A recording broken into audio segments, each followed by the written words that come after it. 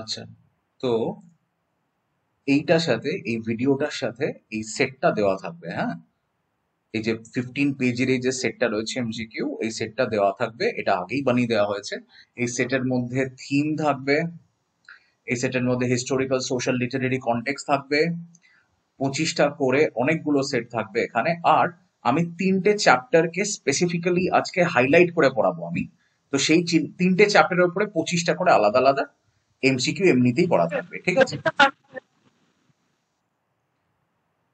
তারপরে আমাদের থাকবে এই যে 5 নম্বর, আমি 3টে স্পেসিফিক চ্যাপ্টারের উপরে হাইলাইট করে একটু বলবো আমি। তার কারণ এর আগে আমরা যখন প্রাইড এন্ড প্রেজুডিস পড়েছি 1 থেকে 15টা চ্যাপ্টার আমাদের পড়া হয়েছিল, ঠিক আছে। সেই ওই চ্যাপ্টার গুলোর এমসিকিউ করা হয়েছিল আমার মনে আছে।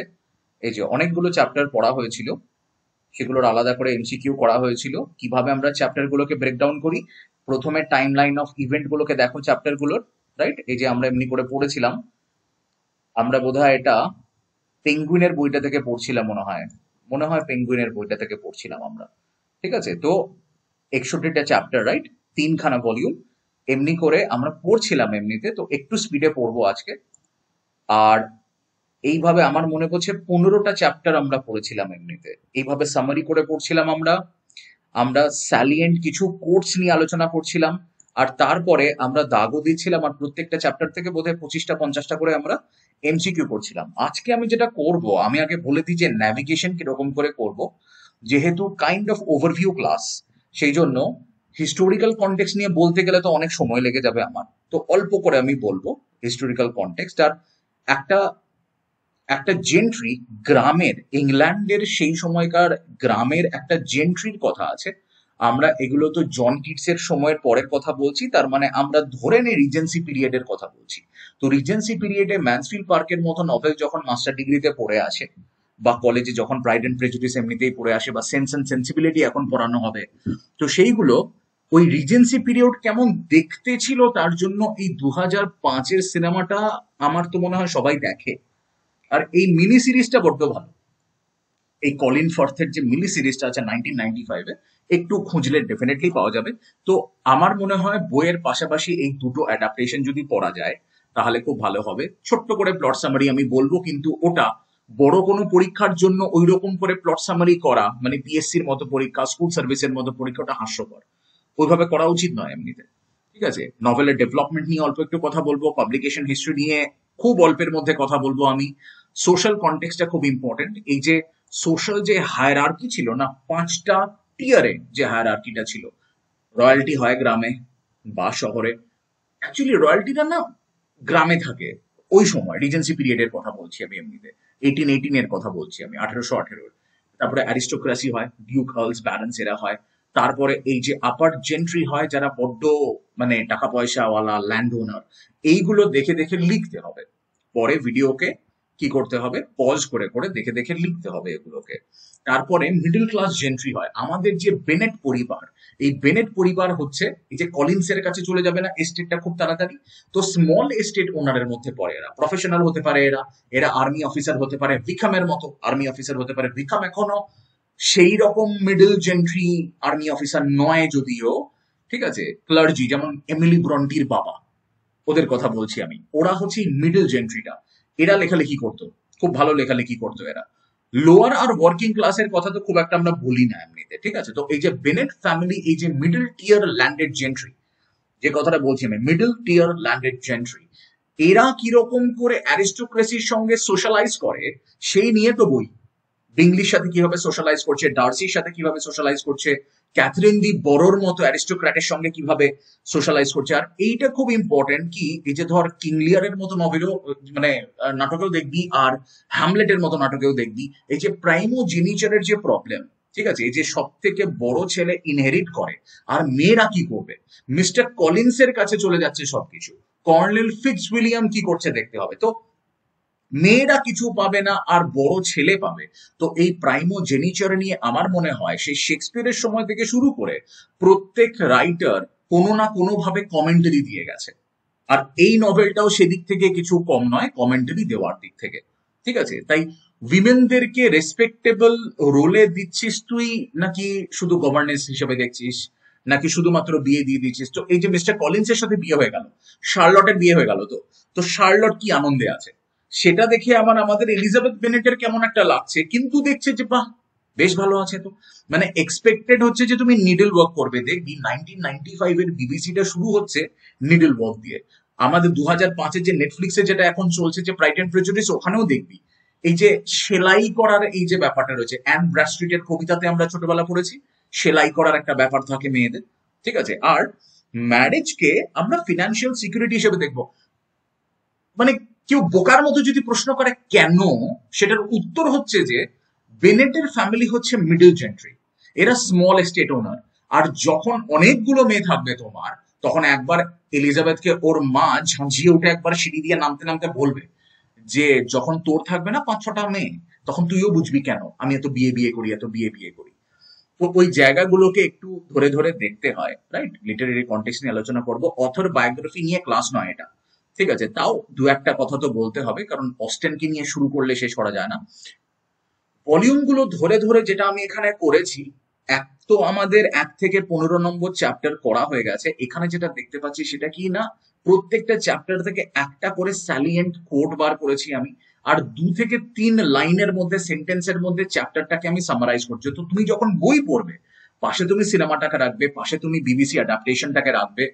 তুমি যখন বইটা পড়ছো, প্রত্যেকটা চ্যাপ্টারে তুমি ছোট ছোট করে লিখে রেখে দাও what are the bits of the story, গল্পটার বিটস কি কি আছে, ঠিক আছে। আমরা গল্পের বিটস বুঝি তো, যে বিটসে এক একটা অ্যাক্টে অ্যাক্টে গল্পগুলো এগোয়। চ্যাপ্টার 16 থেকে আমি গল্পটা বলবো। চ্যাপ্টার 19 আমার দারুণ লাগে, তো চ্যাপ্টার 19 আমি একটু ডিটেলে পড়িয়ে দেখাবো। আর এটার এমসিকিউ তো এমনিতেই রয়েছে, আলাদা করে আমি তো বললাম যে এইখানে এমনিতেই এমসিকিউ থাকবে, তো চিন্তা নেই, ঠিক আছে। ওইখান থেকে এমসিকিউ দেখে নিতে হবে আলাদা করে। চ্যাপ্টার 19 এর পরে আবার আমরা গল্পটা নিয়ে এগোবো, 2 লাইন 3 লাইনের এরকম গল্প নিয়ে এগোতে থাকবো।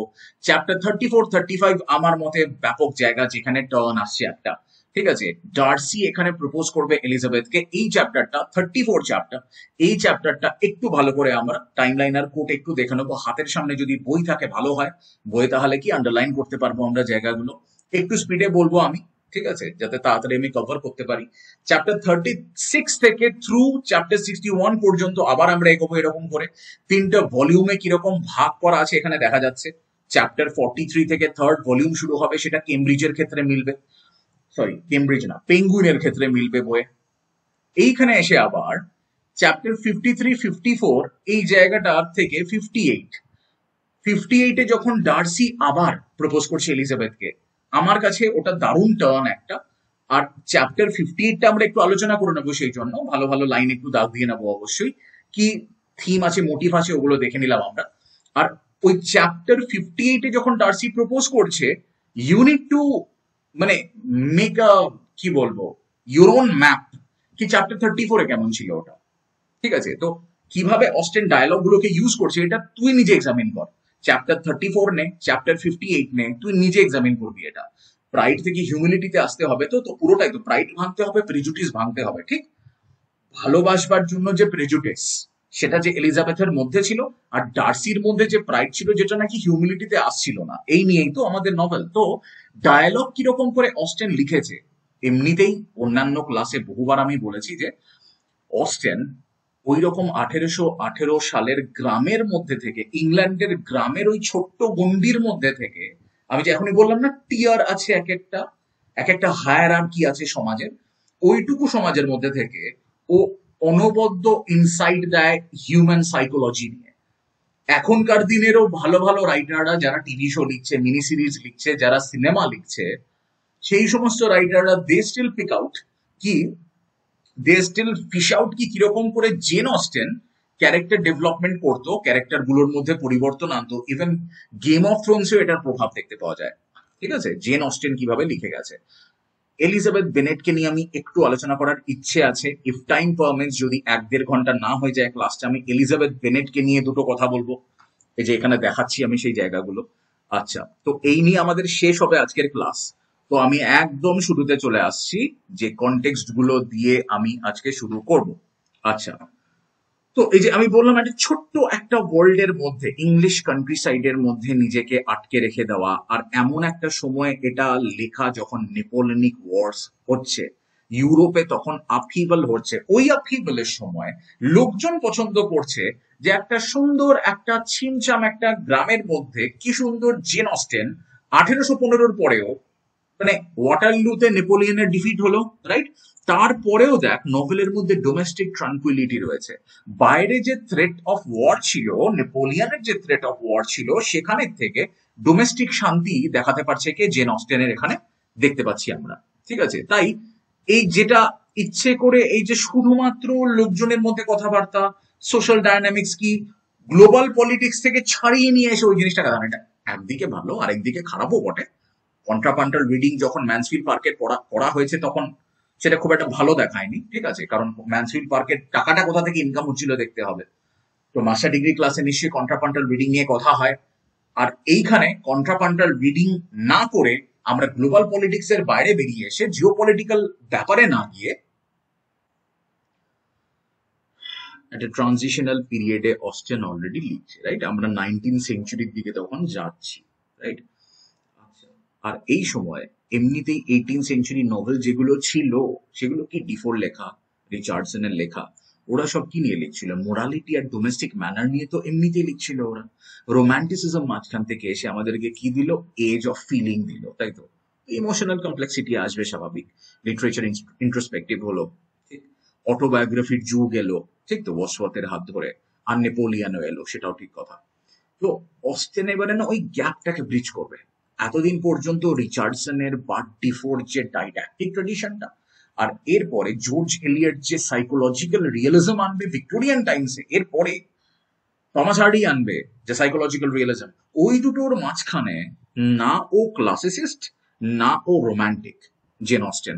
আবার ও ক্লাসিসিস্টও বটে, রোমান্টিকও বটে, দুটোই সেদিক থেকে দেখতে গেলে। তাই যে সময় ও লিখেছে, এই যে মানে পাবলিকেশন হয়েছে তারপরে ওয়াটারলু যুদ্ধ হয়েছে, তো যে সময় পাবলিশ করেছে সেই সময়টা এমনিতেই আমি কি বলবো, নেপোলিয়নের সঙ্গে যুদ্ধ চলছে ইংল্যান্ডের, তাই তো? তো সেটিংটাকে দেখতে হবে যে নেপোলিয়নিক এরাতে হার্ফোর্ডশায়ারে লোকে কি করছিল, পিম্বারলিতে লোকে কি করছিল, লন্ডনে লোকে কি করছিল। একবার লন্ডনে পাঠাচ্ছি তো আমরা জেনকে, অবশ্যই আবার ফিরে আসছে জেন ওখান থেকে, তো সেইটা দেখতে হবে যে ওই সময় কি করছে। কমেডি অফ ম্যানার্স হয়েছে, রাইট, রেস্টোরেশন টাইমসে। এবারে পেলে নোভেল অফ ম্যানার্স, না ক্লাসিসিস্ট নভেল না রোমান্টিক নভেল। আর আমি কি বললাম? ক্লাসিসিস্ট নভেলও বটে, রোমান্টিক নভেলও বটে। জেন অস্টেন যখন থার্ড পার্সনে লেখে, আর ও যখন থার্ড পার্সন ওমনিশিয়েন্ট হয়ে লেখে, ভীষণ মজাদার হয়, দারুণ ইনসাইটফুল হয়। নভেলটা পড়তে পড়তে যেন হাসি পায়। আমরা আগে যে 15টা চ্যাপ্টার পড়েছিলাম, যথেষ্ট হাসির নভেল। সেই জন্য এরকম যেন না হয়ে যায় যে you miss the good for the trees, যে তুমি মজাই পেলে না নভেলটা পড়ে। প্রত্যেক দুটো লাইন অন্তর অন্তর অস্টেন হাসাবে, যেরকম করে আমরা দেখেছি যে ডিকেন্সও হাসায়, ঠিক আছে? ক্লাইম্যাক্স কোন জায়গাটাতে হবে? যখন লিডিয়া আর উইকহামকে আমরা খুঁজে বার করবার চেষ্টা করব, আর আমাদেরকে হেল্প কে করবে? মিস্টার ডার্সি, ঠিক? কোনো অ্যান্টাগনিস্ট এখানে নেই, কোনো ক্যারেক্টারকে আলাদা করে আমরা অ্যান্টাগনিস্ট বলবো না। বাট এটাও সত্যি যে প্রাইড, মিস্টার ডার্সির প্রাইড, এলিজাবেথেরও মারাত্মক প্রাইড আছে। প্রেজুডিস যেটা মিস্টার ডার্সির আছে, এলিজাবেথেরও মারাত্মক প্রেজুডিস আছে অ্যাবাউট লাভ। ওইটা আমাদের কাছে মোটামুটি অ্যান্টাগনিস্ট, ঠিক আছে? যেগুলো দেখতে বললাম অবশ্যই দেখো। তো ফার্স্ট হচ্ছে কি না, যখন মিস্টার বিংলি নেদারফিল্ড পার্কে আসছে, তো that is going to excite us. বিয়ে দিতে হবে, 5খানা মেয়ে রয়েছে, ঠিক আছে? এটা আমি গল্পটা ওপর বলছি আমি একবার। সবাই জানে এই গল্পটা, বাংলাতেও আমি দেখলাম ইউটিউবে অনেক গল্প বলে রেখে দিয়েছে সবাই। বাট আই উড প্রিফার কি যদি সিনেমাটা দেখা যায়, যদি বিবিসির অ্যাডাপ্টেশনটা দেখা যায়, then you get the feel of the গল্প, then you get the pulse of the গল্প। তো জেন আর বিংলি দুজনে তো অ্যাট্রাক্টেড, ঠিক আছে? ইচ আদার বল হয়েছিল জানি আমরা। মিস্টার ডার্সি এখানে এলিজাবেথকে স্নাব করেছিল, ওটা দারুণ জায়গা, ঠিক আছে? আচ্ছা, জেনের শরীর খারাপ হয়ে গেল জানি আমরা, ঠিক? নেদারফিল্ডে গিয়ে ওখানেও থেকে গেল জানি আমরা। এলিজাবেথ ডার্সিকে প্রাউড মনে করে, ঠিক আছে? এলিজাবেথ কিন্তু গেল। বিংলির সিস্টারকে মনে আছে আমাদের, মিস বিংলিও যথেষ্ট প্রাউড, ঠিক আছে? এই মিস্টার কলিন্স এর আশাটাই হচ্ছে ঝামেলা। মিস্টার বেনেটের এয়ার, তাই তো? হেয়ার না বলে, আবার হেয়ার বলে, দেখেছি আমি উত্তরাধিকার দেয়, হেয়ার বলে না, এইচ এর উচ্চারণ নেই। তো মিস্টার কলিন্স যখন এয়ার হিসেবে আসবে, ওকে তো প্রপোজ করতে হবে, তো ওর তো প্রথম জেনকে পছন্দ হবে জানি আমরা। তারপরে ও দেখবে যে জেন যেহেতু, ওর মা বলবে, মিসেস বেনেট বলবো কি না না না, আমার মেয়ে তো বাবারে অনেক বেশি বড় লোকের সঙ্গে এখন এঙ্গেজড, তো সেই জন্য আপনার তো হবে না স্যার।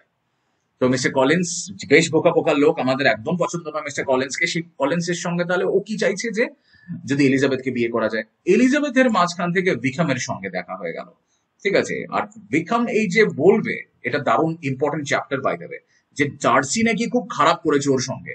আমি বলে দেবো আলাদা করে চ্যাপ্টার গুলো, তারপরে প্রপোজাল হবে, সেপারেশন হবে, ঠিক আছে। এই হান্সফোর্ডে আসা, ক্যাথরিনটি, লেডি ক্যাথরিনের নেবারে আসা, তাই তো, মানে এই যে শার্লট যে বিয়ে করেছিল মিস্টার কলিন্সকে পরে, আর তারপরে হান্সফোর্ড এসেছিল, এই হান্সফোর্ড কিন্তু ভীষণ ইম্পর্টেন্ট জায়গা পাই দেবে, ঠিক আছে। তো মনে রাখার কথা, জাস্ট আর কিছু নয়। আর এই ডার্সি যখন চিঠিটা লিখবে, আমি এবার ডিটেল যে অ্যাক্ট ওয়াইজ সামারি বা চ্যাপ্টার ওয়াইজ সামারি সেখানে যাচ্ছি আমি। ওই যে চিঠিটাতে বলবে যে বিকম হচ্ছে এই যে মিথ্যুক ছেলে, ঠিক আছে, মিথ্যে কথা বলে, লোকজনদেরকে ম্যানিপুলেট করে। আর এরপরে তো আমরা জানবো যে লিডিয়া কি করছে, লিডিয়া বিকমের সঙ্গে পালিয়ে গিয়ে বিয়ে করে নিচ্ছে, সোশ্যাল স্ক্যান্ডাল হয়ে যাচ্ছে এলিজাবেথের ফ্যামিলিতে।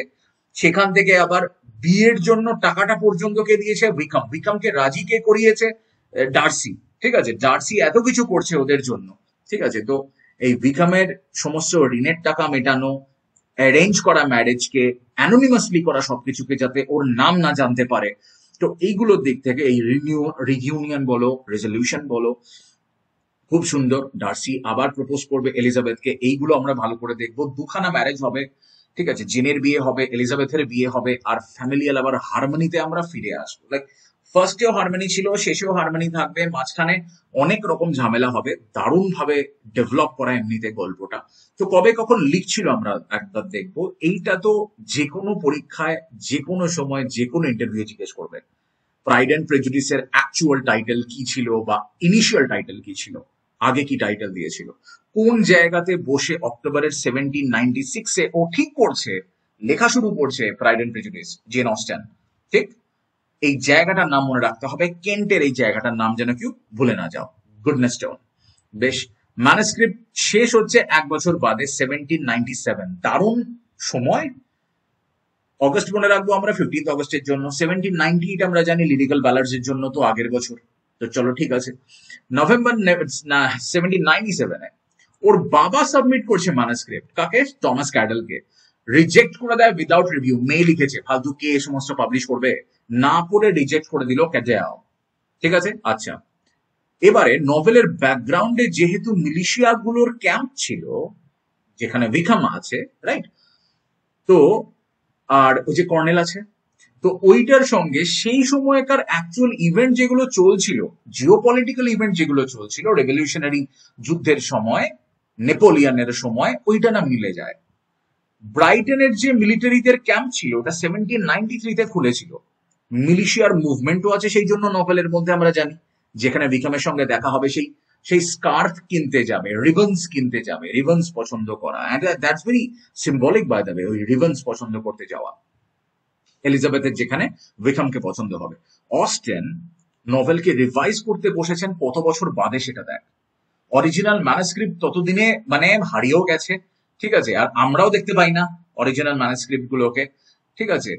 অনেকেই ভাবছে যে হতে পারে যে ও চিঠিতে লিখে লিখে দিচ্ছিল, প্রচুর যেহেতু চিঠি আছে অ্যাকচুয়াল টেক্সটের মধ্যে, হতে পারে যে জেন অস্টেন নিজে চিঠিতে লিখছিল অনেক কিছু।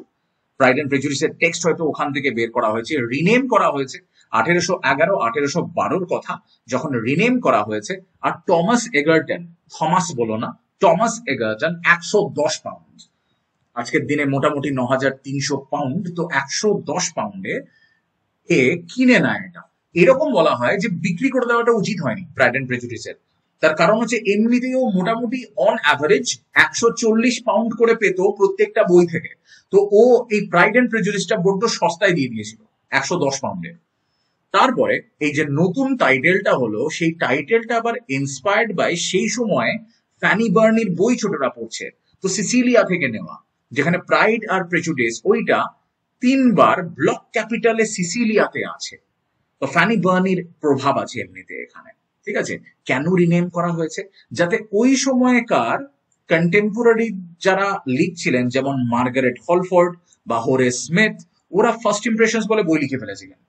তো আমরা চাই না যে কনফিউজড হোক লোকজন, তো ওই কনফিউশনকে অ্যাভয়েড করবার জন্য আমাদের বইয়ের নামকরণটাকে পাল্টাতে হয়। তাই এটা মনে করা হয় যে ও যখন চেয়েছিল টমাসের কাছে যে 150 পাউন্ড যদি পাওয়া যায় তো ভালো হয়, তো financially it was an a wise decision 110-এ ওটা বিক্রি করে দেওয়া। তার কারণ যখন কমিশনেও সেন্স অ্যান্ড সেন্সিবিলিটি লিখছে, এখন এনইপি সিলেবাসে বর্ধমানেও সেন্স অ্যান্ড সেন্সিবিলিটি আছে, 110 পাউন্ডও পেয়েছিল, ফার্স্ট এডিশন থেকে পেয়েছিল ও শুধু।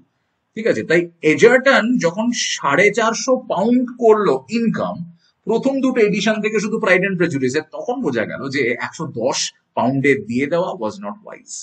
ঠিক আছে, 3টে ভলিউমে পাবলিশ হয়েছে, আপনারা জানি নিশ্চয়ই। ঠিক আছে, প্রথম এডিশন পাবলিশ হয়েছে 1813-তে, মনে রাখতে হবে 18 শিলিং দাম ছিল তখন। সেকেন্ড এডিশন পাবলিশ হয়েছিল 1813-তেই, আবার থার্ড হয়েছে অনেক 4 বছর বাদে 1817-তে। ফ্রেঞ্চ ট্রান্সলেট করা হয়েছে এটাকে, ইউএস এডিশন করা হয়েছে 1832-এ, মানে আমরা এখন ভিক্টোরিয়ান টাইমসে চলে এসেছি। ঠিক আছে, রিচার্ড বেন্টলি স্ট্যান্ডার্ড নভেল সিরিজের মধ্যে এটাকে ঢোকানো হয়েছিল, স্কলারলি এডিশন বেরিয়েছিল আর.ডব্লিউ. চ্যাপম্যানের। ঠিক আছে, তো অরিজিনালি যখন পাবলিশ হচ্ছে তখন এরকম করে হচ্ছে কি, সেন্স এন্ড সেন্সিবিলিটি কে লিখেছে, বাই আ লেডি, এরকম লেখা ছিল। প্রাইড এন্ড প্রেজুডিস কে লিখেছে, বাই দ্য অথার অফ কি বল, সেন্স এন্ড সেন্সিবিলিটি। এইরকম করে পাবলিশ হচ্ছে যখন বইটা পাবলিশ হচ্ছে। এইটাতে অস্টেনের রেকগনিশন শুরু হলো। এরপরে তো ও রেকারিং নাম হতে চলেছে, এরপরে তো ও লিটারারি একটা ফিগার হতে চলেছে ওই যুগের। তো 1813, 1817, 1832 এই সালগুলো ইম্পর্টেন্ট সাল, কিন্তু পুরোটা লেখা হয়েছে ওয়ার্ডসওয়ার্থকে ডিসকভার করার আগে, রাইট? 1798-এর আগে হয়েছে। মানে যে সময় ওয়ার্ডসওয়ার্থ আর কোলরিজ দেখছে যে নেপোলিয়ন কি করলো ফ্রেঞ্চ রেভলিউশনের, সেটা তো জেন অস্টেনও দেখেছে। জেন অস্টেনও ওদের মতোই গ্রাম থেকেই দেখেছে, বাট জেন অস্টেন একই সময় লেখা হওয়া সত্ত্বেও সি ও কিভাবে দেখেছে হিউম্যান সাইকোলজিকে, সেটা দেখার জিনিস। দারুণ রিসিভ করেছিল সেই সময় লোকজনেরা। ঠিক আছে, দারুণ রিসিভ করেছিল। এইরকম মানে ভিক্টোরিয়ান ক্রিটিকরা সেই সময় বলছিল যে ওয়াল্টার স্কটের থেকে, ওয়েভারলি নভেলস এর থেকে নাকি প্রাইড এন্ড প্রেজুডিস বেটার, এরকম বলছিল আর কি।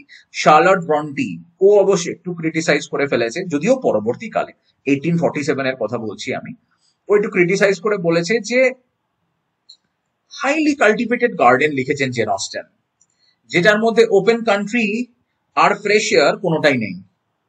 মার্ক টুয়েনের আবার পছন্দ হয়নি এটা, উনি আবার ভীষণ সার্কাস্টিক ছিলেন। ঠিক আছে, উনি আবার খুব বাজে কথা বলেছিলেন যে শিনবোন দিয়ে জেন অস্টেনকে স্কালে মেরে মাথা ফাটাবো আমি। মার্ক টুয়েন এরকম বলেছিল প্রাইড এন্ড প্রেজুডিসকে নিয়ে। অস্টেন নিজেই ক্রিটিসাইজ করেছিল যে আমি না বড্ড প্লেফুল হয়ে গেছি নভেলে, ওই জন্যই আমি বলছি যে নভেলের হিউমারটা দেখিস। এটা মাথায় রাখি যে নভেলটা লেখা হচ্ছে লিরিক্যাল ব্যালাডস এর আগে। আই মিন ওয়ার্ডসওয়ার্থ যখন মাইকেলের মতো কবিতা লিখছে তার আগে লেখা হচ্ছে, ক্রিস্টাবেলের মতো কবিতা লিখছে তার সেই সময় লেখা।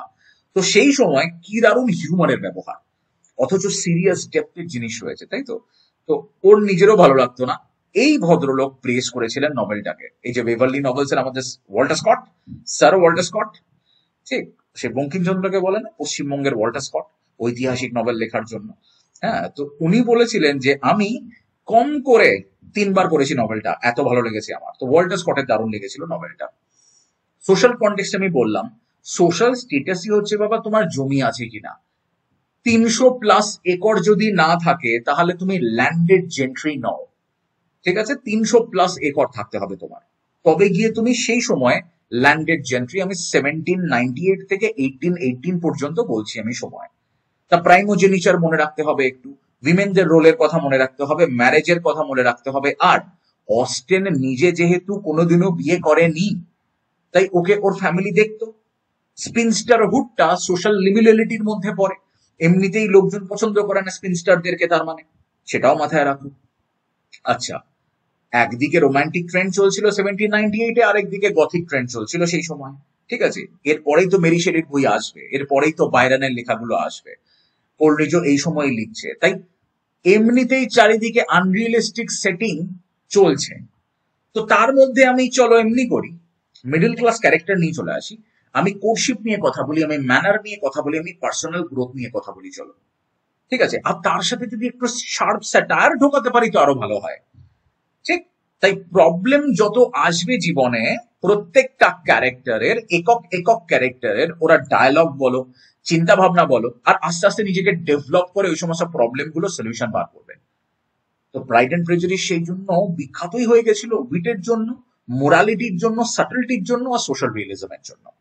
ঠিক আছে, আচ্ছা, খুব কম বয়সে লেখা বাই দ্য ওয়ে, হ্যাঁ, 21 বছর বয়সেও প্রাইড এন্ড প্রেজুডিসে হাত দিয়েছে। আমাদের কত বয়স দেখতেই পাচ্ছিস, 21 বছর বয়সে Jane Austen Pride and Prejudice করেছে, ঠিক আছে, লিখেছে আর কি, পুরোটাকে চক আউট করেছে আর কি। বাবা কি ছিলেন? ক্লার্জি ম্যান ছিলেন। তাহলে ও নিজে মিডল ক্লাস ফ্যামিলি, যেহেতু বাবা ক্লার্জি, আমি যে সোশ্যাল হায়ারার্কির কথা বলছি এমনিতেই, ইন্টেলেকচুয়াল হাউস হোল্ডে বড় হয়েছে, ক্রিয়েটিভ হাউস হোল্ডে বড় হয়েছে, বাড়িতে দারুণ লাইব্রেরি ছিল, ঠিক আছে। এই 20-21 বছর বয়সে ফার্স্ট ইমপ্রেশনস বলে বইটা লেখা, রিজেক্টেড হওয়া, এগুলো আমি সব বললাম। ও বলেছিল যে সেন্স অ্যান্ড সেন্সিবিলিটির পরে এই যে প্রাইড অ্যান্ড প্রেজুডিস আমি লিখেছি, এই নভেলটা আমার কাছে মাই ওন ডার্লিং চাইল্ড। এটাও নিজে বলেছে। যে সমস্ত থিম গুলো নিয়ে আলোচনা করা হয়, এই নিয়ে তো এমসিকিউ দেওয়া থাকবে এই ভিডিওটার নিচেই, তো ওখানে দেখবে লাভ, ক্লাস, ফ্যামিলি, সোশ্যাল রেপুটেশনের উপরে ঘুরিয়ে ঘুরিয়ে আমি কেমন দিয়েছি এমসিকিউ গুলো। নিজেকে টেস্ট করে দেখবি, নিজেকে পরীক্ষা করে দেখবি। ওখানে 1817 উনি মারা গেছেন, কত অল্প বয়সে মারা গেছে দেখ, 41 বছর বয়সে মারা গেছে। উইনচেস্টারে বেরি করা আছে ওনাকে। লিটারারি লিগেসির কোনো কথা বলে না কিন্তু জেন অস্টেনের touchstone, canonical author by the way.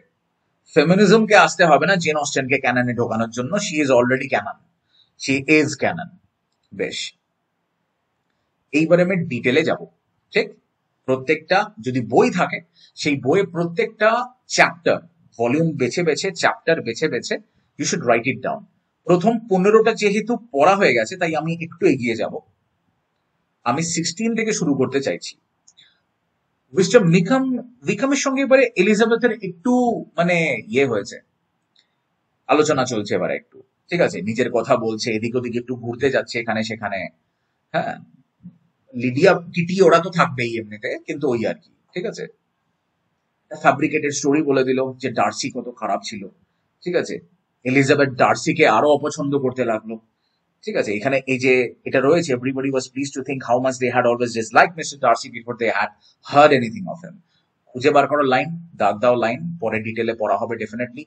Chapter 17 Elizabeth inform করছে জেনকে যে উইকাম না আমাকে এরকম একটা অদ্ভুত গল্প বলেছে, ঠিক আছে। জেন, ও তো ভালো মেয়ে, ভালো মেয়ে মানে কি বড্ড সরল মেয়ে।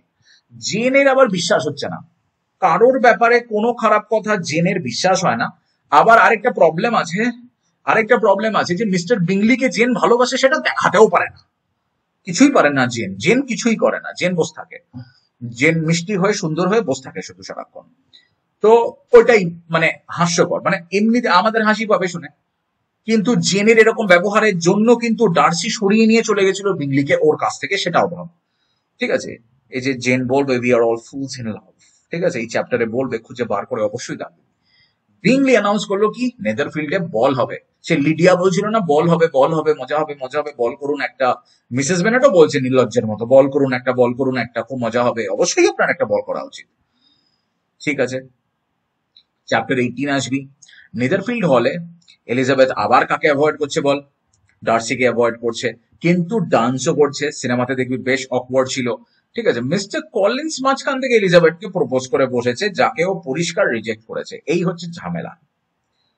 নেদারফিল্ড হলে আবার মিস্টার ডার্সির সঙ্গে মিস্টার কলিন্সের একটু কেমন কেমন হবে দেখবি। মিস্টার কলিন্স না ডার্সিকে চিনতে পারবে, ডার্সি কে, ক্যাথরিন, লেডি ক্যাথরিনের কে হয় ডার্সি, ওটা না ও বুঝতে পারবে। তাই ও সারাক্ষণ খ্যাপামি করে বেড়াবে দেখবি কিরকম মিস্টার কলিন্স ওই নেদারফিল্ড হলের ইয়েতে গিয়ে, বলটাতে গিয়ে, ঠিক আছে। Be fond of dancing with a certain step towards falling in love, দারুণ লাইন। মানে এক একটা চ্যাপ্টারে আমি কি বলবো, এই যে বই আমরা এমনিতেই যে এমনি করে পড়ছিলাম, খুব ডিটেলে পড়ছিলাম আগে যখন পড়ছিলাম আমরা, মানে এক একটা লাইন মানে স্টেটাস দেওয়ার মতো লাইন, প্রত্যেকটা লাইন এমনিতে বাই দেবে। সেই জন্য আমরা এরকম ডিটেলে পড়ছিলাম সেই সময় লাইনগুলোকে, যেমনি হাসির তেমনি মানে স্টেটাস দেওয়ার মতো লাইন এক একটা এমনিতে।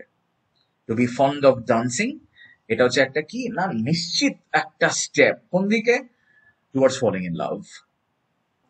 চ্যাপ্টার 19টা আমি ডিটেলে পড়তে চাই, তাই কারণ এখানে প্রথমবার এই যে কেউ একজন প্রপোজ করছে, রাইট? মিস্টার কলিন্স এই যে প্রপোজ করছে আর এলিজাবেথ না বলছে, খুব ইম্পর্টেন্ট কি ওর বাবা মিস্টার বেনেট পর্যন্ত সাপোর্ট করছে মেয়েকে।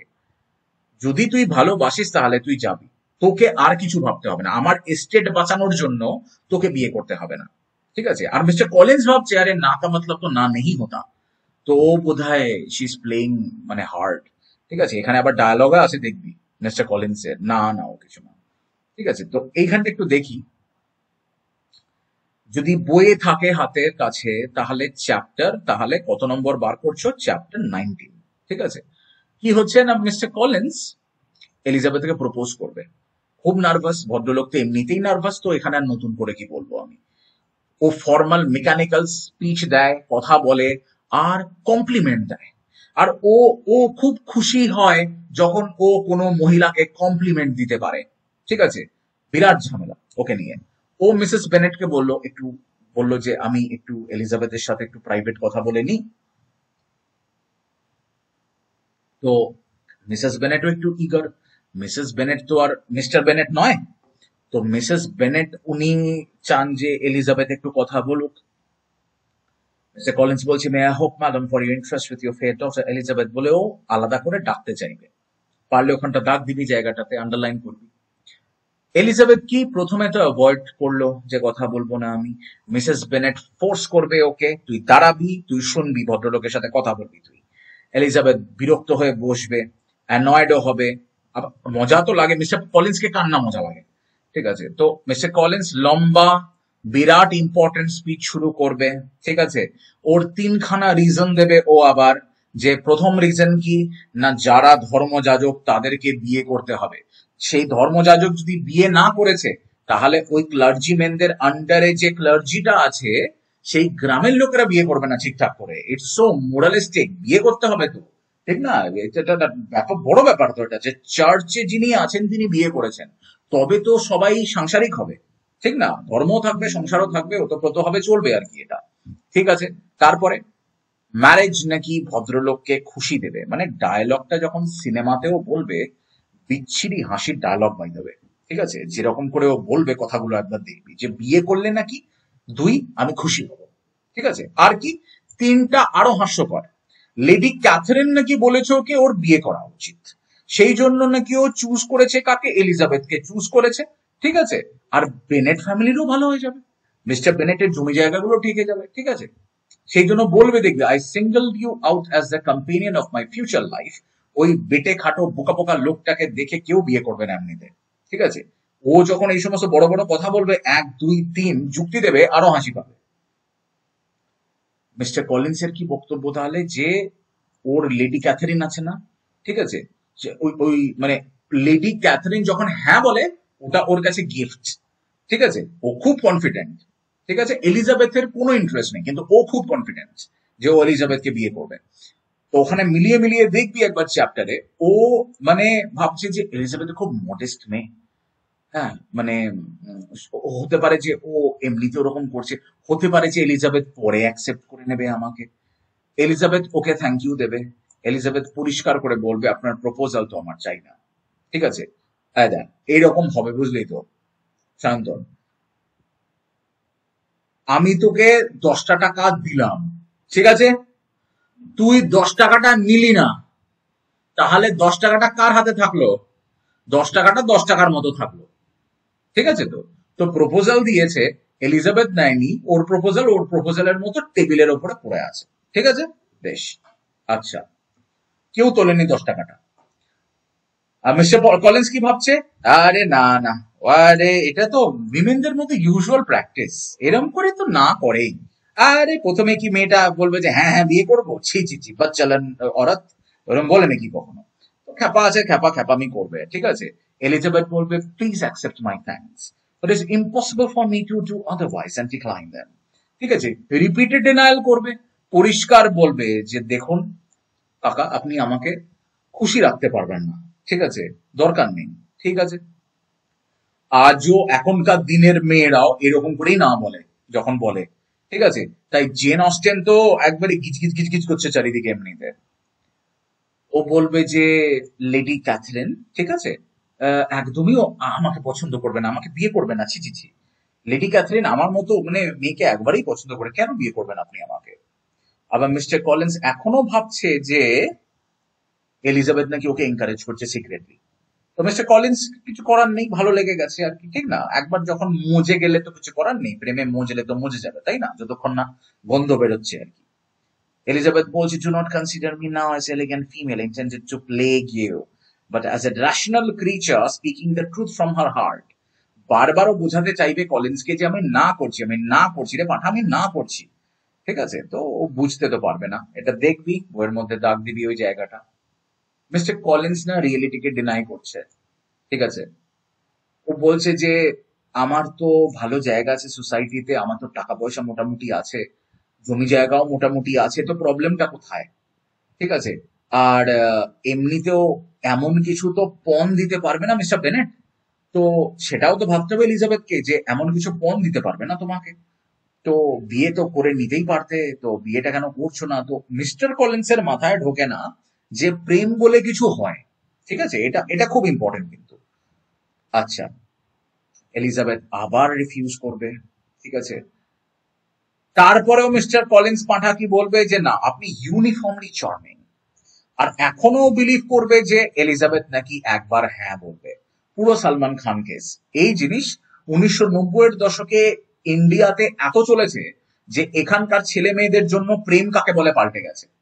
ছেলেরা বোঝে না ব্যাপারটা, কি করে মেয়েকে পটাতে হয় সেটাও বোঝে না, আর মেয়েরা উত্তর দিতে শেখে নিয়ে। তো সলমান খান, আমির খান এরা বিরাট বিখ্যাত করে দিয়ে দিলওয়ালে দুলহানিয়া লে যায়েঙ্গে, মানে how to stock a woman, সেটার একদম মানে ভয়ঙ্কর উদাহরণ হচ্ছে ডিডিএলজি, যেটা 1000 মানে বছর ধরে চলছে যে সিনেমাটা। ঠিক আছে? তো এইরকম করে রোম্যান্টিসিজমের 12টা বাজিয়ে দিয়েছে, যেটা এইখানে একটা চ্যাপ্টারে বোঝাচ্ছে জিন অস্টেন। ওই একটা চ্যাপ্টার নিয়ে পুরো 1990-এর দশক আর আমার পুরো ছোটবেলা কেটেছে। তারপর দেখ, এরকম হয় না, কোনো মানুষ এরকম হয় না। তারপর অমিতাভ বচ্চনকে অনেক পরে কি বলতে হয়েছে ওই পিঙ্ক সিনেমাতে, না কা মতলব না হতা হ্যায়। আচ্ছা, তারপরে দেখ, এলিজাবেথ চুপচাপ চলে গেল। ঠিক আছে? আর বললো যে বাবার সাথে কথা বলতে হবে আমাকে। তো সোশ্যাল এক্সপেকটেশনের দিকে তাকাও আর পার্সোনাল হ্যাপিনেসের দিকে তাকাও। ঠিক আছে? থিম গুলোর কথা তো ভাবো একটু। এলিজাবেথের কাছে সেলফ রেসপেক্ট খুব ইম্পর্টেন্ট, এটা তুই বোঝ। তো তোর কাছেও যেন সেলফ রেসপেক্ট ইম্পর্টেন্ট হয় সেটা বুঝিস তুই। মিস্টার কলিন্স সবকিছুকে পরিষ্কার মিসআন্ডারস্ট্যান্ড করতে পারে। তো তুই এরকম লোকের সাথে তোর সারা জীবনে বিভিন্ন সময় দেখা হবে, যারা তোর প্রতিটা কথাকে মিসআন্ডারস্ট্যান্ড করতে পারবে। তার জন্য যেন তুই নিজের পিছনে আগুন লাগিয়ে ঘুরে বেড়াস না। ঠিক আছে? আচ্ছা, জেন্ডার রোলের মধ্যে দেখা যায় যে women are expected to marry, আজও তাই, তখনও তাই, আইস এজেও তাই। এটা তো কোনো অসুবিধা নেই এমনিতে আমাদের। কিন্তু এলিজাবেথ এটাকে ডিফাই করছে, কিন্তু কেমন করে ডিফাই করছে দেখ, আর কতদিনের জন্য ডিফাই করছে দেখ, কার জন্য ডিফাই করছে দেখ, কার কাছে গলে যাচ্ছে দেখ একবার। সেটা তোর ক্ষেত্রেও হবে, আমার ক্ষেত্রেও হবে। এই রকম করে হিউম্যান সাইকোলজির একদম 101 হচ্ছে জেন অস্টেন। ঠিক আছে? আচ্ছা, জীবনে প্রচুর লোক পাবি যাদের কথাবার্তা এক্সাজারেটেড আর রিডিকিউলাস কথাবার্তা বলে, মুখের উপর না হেসে দিস তুই ওদের কথাবার্তা শুনে। প্রচুর লোক পাবি তুই। তা মিস্টার কলিন্স চারিদিকে ঘুরে বেড়াচ্ছে। How do you deal with him, সেটার জন্য হচ্ছে ফার্স্ট ইমপ্রেশনস বা প্রাইড এন্ড প্রেজুডিস। আবার গল্পে ফিরে আসি, ছোট ছোট করে বলি। চ্যাপ্টার 20-তে মিসেস বেনেট তো বিরাট খেপে গেছে যে তুই রিফিউজ করবি। হ্যাঁ, ঠিক আছে, মানে এ আবার কি কথা? আর মিস্টার বেনেট পরিষ্কার বলেছে, বাবা পরিষ্কার বলেছে, তুই যদি মানে না ভালোবেসে বিয়ে করেছিস, এই এই এই লাইনটা আমার ব্যাপক লাগে, এই জায়গাটা আমার দারুণ লাগে। তুই যদি না ভালোবেসে বিয়ে করেছিস তো তুই আমার সাথে কথা বলবি না। ঠিক আছে? An unhappy alternative is before you, Elizabeth. From this day, you must be a stranger to one of your parents. Your mother will never see you again if you do not marry Mr. Collins. আর আমি কোনোদিনও তোর দিকে তাকাবো না তুই যদি mister কলিন্সকে বিয়ে করেছিস। দারুণ জায়গা এটা। ঠিক আছে? সিনেমাতেও জায়গাটা পাবি, ব্যাপক জায়গা এটা, দারুণ লাইন এটা, যে তুই যদি বিয়ে না করেছিস তোর মা কথা বলবে না তোর সাথে, আর তুই যদি মিস্টার কলিন্সকে বিয়ে করেছিস আমি কথা বলবো না তোর সাথে, আমি তাকাবো না তোর দিকে। ঠিক আছে? তো বাবার কাছ থেকে এইরকম ভ্যালিডেশন, অ্যাপ্রুভাল, এই যে আমি বলি একটা কথা বলার জন্য লোকে আমাকে খারাপ বলে, সেটা হচ্ছে কি যে এই একটা ছেলে যখন জীবনে কিছু করতে পারে তার পিছনে বলে না যে মেয়েদের হাত আছে। ঠিক আছে? খুব ভালো। আর সায়ন্তন কি বলি আমি, একটা মেয়ে যখন জীবনে কিছু করতে পারে তার পিছনে প্রোগ্রেসিভ পুরুষের হাত থাকে, জাস্ট পুরুষের হাত থাকে না, প্রোগ্রেসিভ পুরুষ দরকার হয়। ঠিক আছে, তো ছেলেদের পিছনে প্রোগ্রেসিভ মহিলা দরকার হয় না, ছেলেরা এমনিই কিছু করতে হবে, সোশ্যাল এক্সপেকটেশনের মধ্যে পড়ে। তারপরে দেখ, মানে তুই দঙ্গল সিনেমাও দেখে নে তাই পাবি, আমার এই ছোড়ো সে কম হেকে, ঠিক আছে, পুরো সিনেমাটা একটা লাইনে, ঠিক না? তো প্রোগ্রেসিভ লোকজন লাগবে, পুরুষ মানুষ লাগবে, যাতে মেয়েরা এগোতে পারে। এটা তো লোকজন খারাপ লাগে, লোকজনের শুনে এই কথাটা খারাপ লাগুক, কিছু এসে যায় না, আইস এজের আগে থেকে বলছি আমি। তারপরে চ্যাপ্টার 21 দেখো এবারে। মিস্টার কলিন্স, ভদ্রলোকের কিচ্ছু এসে যায় না, বুঝলি তো, খুব তাড়াতাড়ি শার্লটকে প্রপোজ করে দিল। ও তো বিয়ে করতে এসেছে, দেখ ভাই, আমি 10 টাকা ইনকাম করতে এসেছি, আমি 10 টাকা ইনকাম করে যাব, ঠিক আছে, আমি বউ নিতে এসেছি, আমি বউ তুলে বাড়ি যাব। তো বউ তুলবে কোথায়? শার্লট লুকাসকে বিয়ে করবে, ওই জায়গাটা দারুণ। শার্লট লুকাস যখন বিয়ে অ্যাকসেপ্ট করে নেবে, তখন এলিজাবেথ বলবে, তুই এই পাঠাটাকে, ওই মানে গ্যাস বেলুনটাকে বিয়ে করবি তুই? তো ও তখন বলবে যে, দেখ ভাই, ও গ্যাস বেলুন হতে পারে, ঠিক আছে, কিন্তু আমারও না 27 বছর 28 বছর বয়স হয়ে গেছে, ঠিক আছে, আমাকে তো বিয়ে করতে হবে, আর আমি এমন কিছু সুন্দরী নই, তো আমি ঠিক আছি, আমি ভদ্রলোকের সাথে আমার কোনো অসুবিধা নেই, ঠিক আছে। she had only to walk 3 steps to be in the world of matrimony, ঠিক আছে। আচ্ছা, পরের চ্যাপ্টারে আসবি। শার্লট বলবে যে, ভাই প্র্যাকটিক্যাল রিজন আছে আমি কেন মিস্টার কলিন্সকে গ্যাস বেলুনটাকে আমি অ্যাকসেপ্ট করছি, ঠিক আছে, মানে একবার ভাব, যে মহিলার বিয়ে হয়নি আর জমি জায়গা নেই, তার কি হবে? কারণ ওই যে বললাম, মেয়েরা কিন্তু জমি জায়গা পায় না, প্রাইমিজেনিচার বলে একটা খুব ভয়ঙ্কর জিনিস আছে। দেখ কি সুন্দর বলবে Charlotte, I am not romantic, I never was, I ask only a comfortable home. তো মিস্টার কলিন্সের সাথে যদি আমার হয়ে যায়, তাহলে অসুবিধা কি আছে, ঠিক আছে। এবারে এবার সেই বিংলির বোন আর কি, ঠিক আছে, মিস বিংলি জেনকে চিঠি লিখবে, ঠিক আছে, বলবে যে নেদারফিল্ডে আর বিংলি ফেরত আসছে না, ঠিক আছে, আর এরকমও বলবে যে বিংলির সঙ্গে নাকি ডার্সির সেই ছোট্ট বোনটা আছে, জর্জিয়ানা, পিয়ানো বাজায়, তো ওইটা হবে। আর জেনের তো মন খারাপ হয়ে গেল, ঠিক আছে, এই সমস্ত শুনে। এইখানে কি দারুণ জায়গাতে ভলিউম শেষ করছে দেখ জেন অস্টেন, এই যে নেদারফিল্ড হল থেকে চলে যাচ্ছে, ওখানে ভলিউম শেষ করছে দেখ, পুরোটাকে 3টে অ্যাক্টে লেখার মতো, 3টে অঙ্কে লেখা। তো এইখানে কি সুন্দর আছে, depend upon it my dear that when there are very few people you must know everything about them, ঠিক আছে, খুব অল্প লোকজন যখন তোমার চারপাশে থাকে না, তাদের ব্যাপারে সবকিছু জেনে নেওয়া রাখাটাই ভালো, সবকিছু জানাটাই ভালো তাদের ব্যাপারে। সেকেন্ড ভলিউম শুরু করলাম এবার তাহলে ফ্রেশ। এলিজাবেথ জেনকে বোঝাচ্ছে, ঠিক আছে, বলছে যে ওই যে মিস বিংলি, ওই যে অসভ্য মেয়েটা, ঠিক আছে, ও না জেনের এগেনস্টে বোধহয় বলেছে, ঠিক আছে, বিংলিকে বলেছে মনে হয়। আর মিসেস বেনেটের তো এখন বুক চাপড়ানোর টাইম চলে এসেছে। জেনের কি হবে এবারে? জেন তো সব থেকে সুন্দর মেয়ে, সব থেকে ট্রফি মেয়ে, জেনের তো একটা বড় লোক বাড়িতে বিয়ে দিতে হবে আমাদেরকে, তাই না? আর মাঝখান থেকে আমাদের এই যে ঠোঁটকাটা এলিজাবেথ, এ আবার মিস্টার কলিন্সকে রিফিউজ করে বসে আছে, ঠিক আছে, তো ওই আর কি। পরের চ্যাপ্টারে আসবো আমরা, মিস্টার এন্ড মিসেস গার্ডিনার, ঠিক তো, এরা হচ্ছে এলিজাবেথের না সেই মাসি মেশো আর কি। ওরা লংবোর্নে আসবে, ওদের বাড়িতে আসবে, আর বলবে যে এলিজাবেথ আবার কাকে পছন্দ করে, বিকহামকে পছন্দ করে। তো চলো ঠিক আছে, সেটা নিয়ে একটু চিন্তিত মিসেস গার্ডিনার, মাসি হয়তো ওটা, আন্ট, আমরা তো আন্ট দেখি। আর ইনভাইট করে নিল জেনকে, তুই চল লন্ডনে চল, তোর মন খারাপ এখন, তুই চল লন্ডনে চল, ঠিক আছে। আচ্ছা, তারপরে দেখ চ্যাপ্টার 26-এ আসবি, জেন লন্ডনে যাবে, গার্ডিনারদের কাছে গিয়ে থাকবে, ঠিক আছে, আর এলিজাবেথ এখানে কি করবে না, চিঠি ফিঠি লিখবে একটু আর কি। আর এটা দেখবে যে বিংলি এখন লন্ডনে থাকা সত্ত্বেও জেনের কাছে আসেনি, ঠিক আছে, এইটা কষ্ট দেবে কিন্তু, বিংলি রয়েছে লন্ডনে তবু জেনের কাছে আসেনি সেই সময়, ঠিক আছে। আর উইকহাম আবার এখানে কোন ওয়েলদি ইয়াং ওম্যানকে পটানোর চেষ্টা করছে, সেইগুলো জানতে পারবে ওরা, ঠিক আছে। আর কি দারুণ লাইন দেখ, যত আমি ঘরের বাইরে বেরোচ্ছি না, থাকবো না বদ্ধ ঘরে, দেখবো এবার জগৎটাকে, তত না তুমি ডিসস্যাটিসফাইড হবে পৃথিবীকে নিয়ে আর লোকজনদেরকে নিয়ে, ঠিক আছে। এটা দারুণ লাইন এই চ্যাপ্টারের, খুঁজে বার করে অবশ্যই আন্ডারলাইন করবি। চ্যাপ্টার 27-এ আসবো। এলিজাবেথ এবারে গেল তাহলে শার্লটের কাছে, যে গেল, ঠিক আছে, হান্সফোর্ডে গেল, দারুণ সময়, দারুণ জায়গা এটা। আর এই জায়গাটাতে লন্ডনে যাবে, থামবে একবার, লন্ডনে গিয়ে জেনকে দেখবে।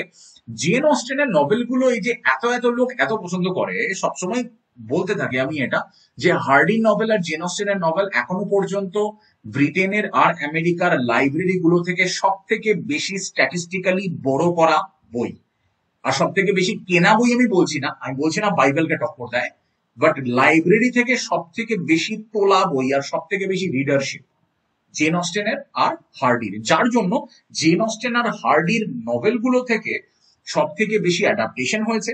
আর এখনকার দিনের যারা ডোমেস্টিক রাইটার, যারা রোমান্টিক কমেডির রাইটার, তারা বাসে করে পৌঁছয় জেন অস্টেনের নভেলে, ঠিক আছে, প্রথম। তারপরে বাসে করে যায় কোথায়? হার্ডির নভেলে। ওখান থেকে লেখা নেয় ওরা, বিটস অফ স্টোরি নেয় ওরা ওখান থেকে, বাই দ্য ওয়ে। তো আমি বলছি তাই, যে যেহেতু এত এত পড়ে লোকে না সেই শরৎচন্দ্রের লেখা পড়ার পিছনে বা রবীন্দ্রনাথের লেখা 2025-এ পড়ার পিছনে একটা বড় কারণ হচ্ছে শরৎচন্দ্র বা রবীন্দ্রনাথ এমন একটা সময়ে লিখছে যে সময়ে আজকের উদ্বিগ্নতা নেই, আজকের উৎকণ্ঠা নেই, আজকের এই ডেথ অফ নেচার নেই। তখন কলকাতায় যাওয়া একটা ইস্যু, অনেকক্ষণ লাগে যেতে, অনেকটা টাইম লাগে যেতে, বিশাল মজা। যে এই যে জেন লন্ডনে গেছে, লন্ডনে যাওয়ার পরেও সেখানে আবার এলিজাবেথ আসছে, এলিজাবেথ আবার হাঁটতে হাঁটতে হাঁটতে হাঁটতে মাইলের পর মাইল হাঁটতে হাঁটতে অক্ষয় কুমারের মতো অনেক মাইল হেঁটে হেঁটে ও যাচ্ছে নেদারফিল্ড হলে। কোথাও একটা যাওয়া, ঠিক আছে, এই যে হান্সফোর্ডে যাচ্ছি আমরা, কোথাও একটা যাওয়া যেটা ইভেন্ট আমাদের কাছে। এইরকম যুগে আমরা বাস করি না। ট্রেনে চাপলে 30 মিনিটে মেমারি, ঠিক তো? তো আমরা ইভেন্টফুল, ট্রেনে চাপলে 1.5 থেকে 2 ঘন্টার মধ্যে কলকাতা। তো আমরা না ইভেন্টফুল জীবনে এরকম বাস করি না, যেখানে আমাদেরকে মানে কোথাও একটা যাওয়া বিশাল ব্যাপার আর খুব অ্যাডভেঞ্চারাস ব্যাপার। তো আমাদের এগুলো পড়তে দারুণ লাগে। ওই সময় একটা কি ছিল? সুস্বাস্থ্য।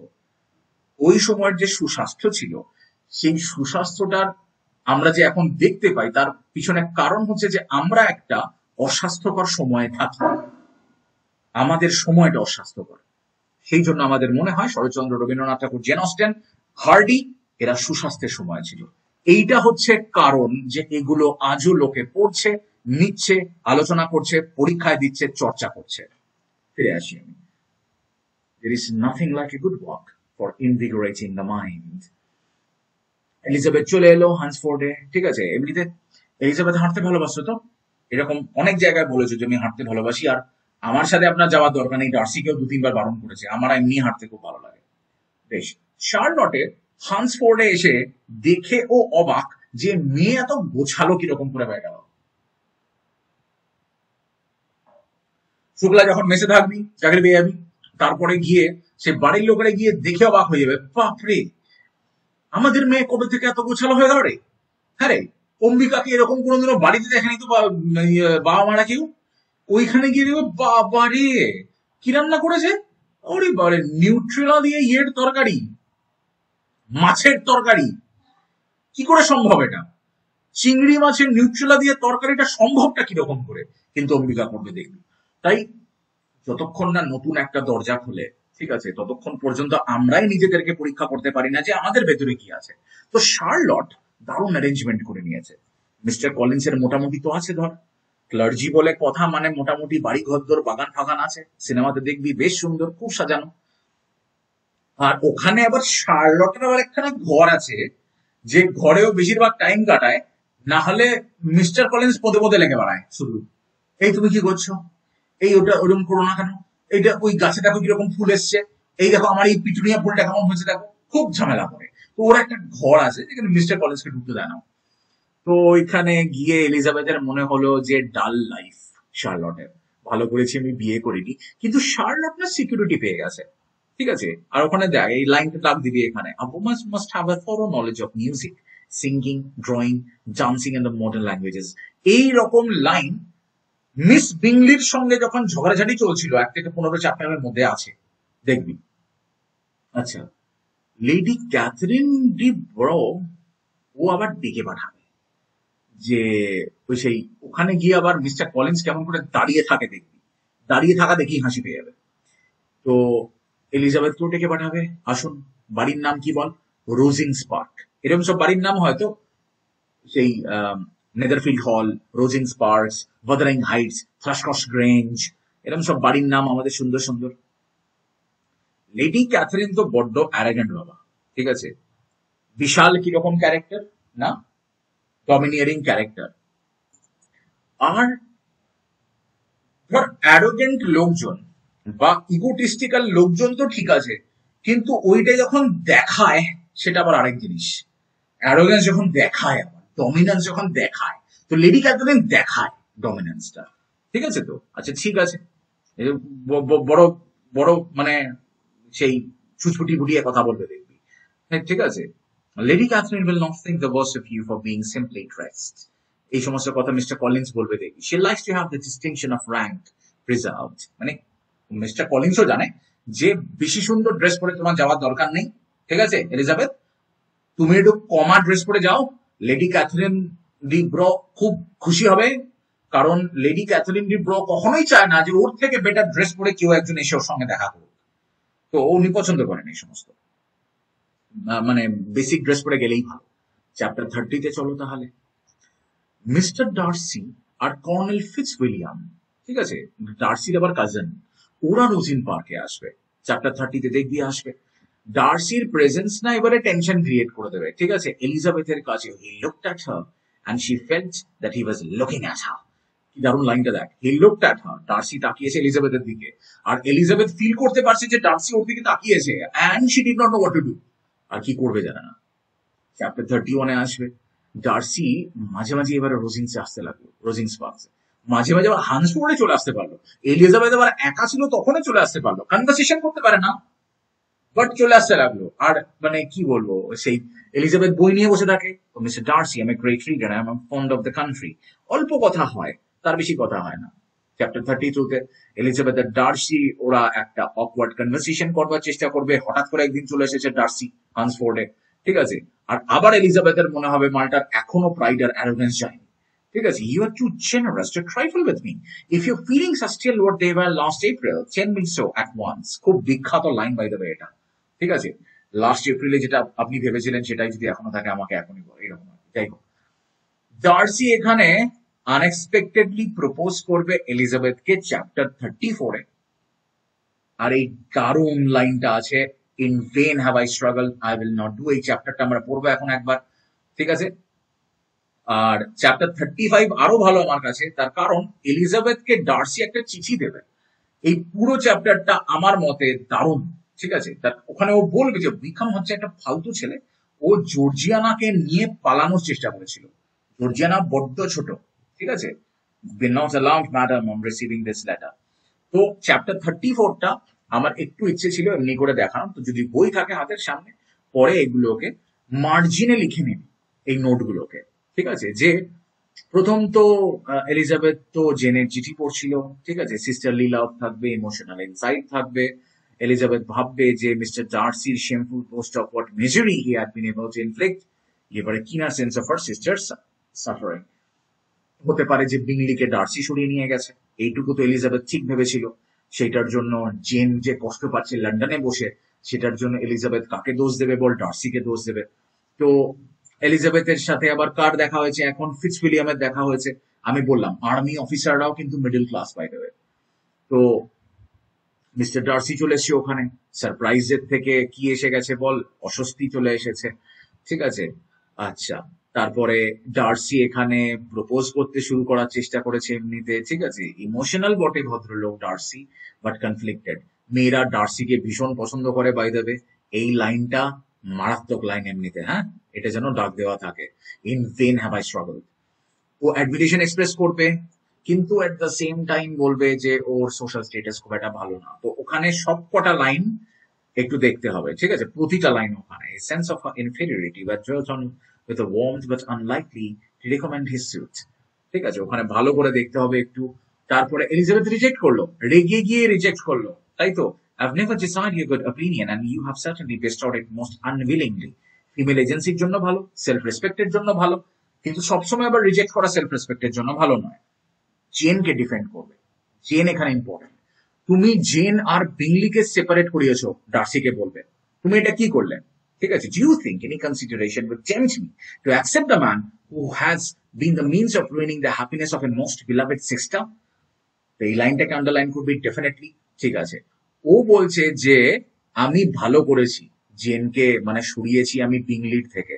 আমি বিংলিকে ভালোবাসি, আর আমি দেখলাম যে বিংলি বেশি ভালোবাসছে জেনকে, জেন বিংলিকে খুব একটা রেসিপ্রোকেট করছে না, তো আমি ঠিকই করেছি এখানে।